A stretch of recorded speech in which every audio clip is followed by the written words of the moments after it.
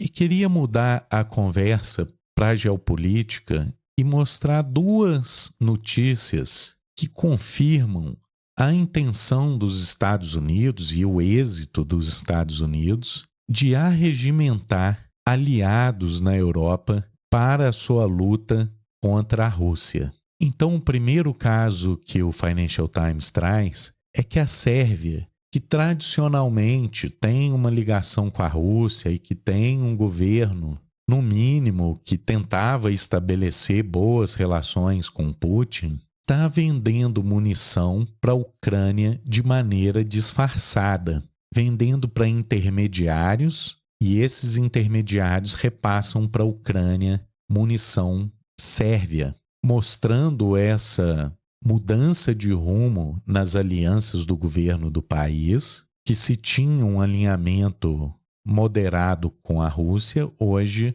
ao estar fornecendo armas para a Ucrânia, se coloca claramente numa posição pró-Ocidente. E um outro exemplo desse cerco à Rússia é que a OTAN está realizando um exercício militar com 12 países a 200 quilômetros da Ucrânia. Esse exercício, com 2.500 soldados, vai simular um assalto na fronteira com a Ucrânia, o que obviamente é uma mensagem de preparação dessas tropas da OTAN para o caso de uma intervenção direta no conflito na Ucrânia. Então, se de um lado os Estados Unidos está regimentando, expandindo, consolidando aliados contra a Rússia, do outro lado, na China, a gente vê os Estados Unidos, vamos dizer, ainda sem o pé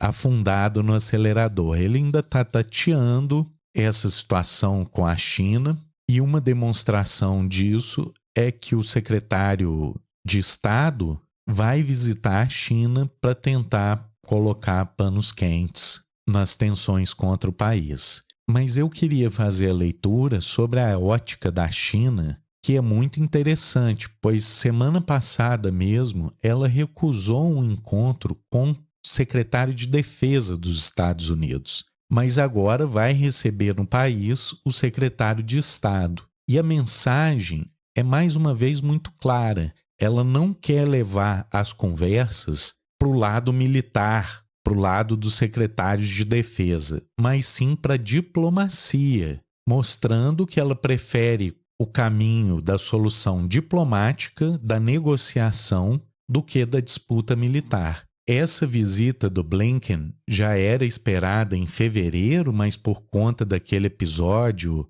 dos balões meteorológicos, ela acabou sendo cancelada, mas deve acontecer esse mês de junho para colocar uns panos quentes ou pelo menos reduzir a temperatura das tensões na região que andam bastante exaltadas, como há poucos dias mesmo vimos manobras navais ali de quase um navio batendo no outro no Estreito de Taiwan. Então a China prioriza essa via diplomática e, na minha avaliação, isso faz muito sentido, já que a China entende que o objetivo número um dos Estados Unidos, aonde os Estados Unidos já está comprometido, é na frente contra a Rússia, onde os esforços têm sido concentrados, como a gente acabou de ver, e a situação já está um pouquinho além do que é possível resolver na conversa, né? Então, enquanto os Estados Unidos está nesse esforço militar contra a Rússia, a China está tentando aproveitar para ganhar tempo com conversas, com diplomacia, porque a China sabe que a grande disputa não vai se dar no campo militar. E eu volto a insistir que não é possível que ela se dê no campo militar, porque se houver um conflito de fato direto entre potências como Rússia, China e Estados Unidos, o único resultado possível é um empate. É impossível um desses países ganhar do outro por causa da mútua destruição assegurada. Num conflito nuclear, é impossível ter vencedores, porque sairão todos destruídos. Então, obviamente, a China tem consciência dessa mútua destruição assegurada, o que parece que só os Estados Unidos esqueceu desse conceito na atualidade, e sabendo que esse caminho é um caminho sem saída, ela vai apostar na diplomacia, na influência econômica. Justamente porque se vai haver um jogo de longo prazo, é nesse campo que ele vai ser resolvido, o campo da economia. E nesse campo a gente vê que os países ocidentais não têm tido um bom desempenho recente. E um dado que mostra essa realidade é que desde 2018, o consumo de energia na França caiu 12%, o que é uma queda bastante considerável e poderia ser encarada, inclusive, como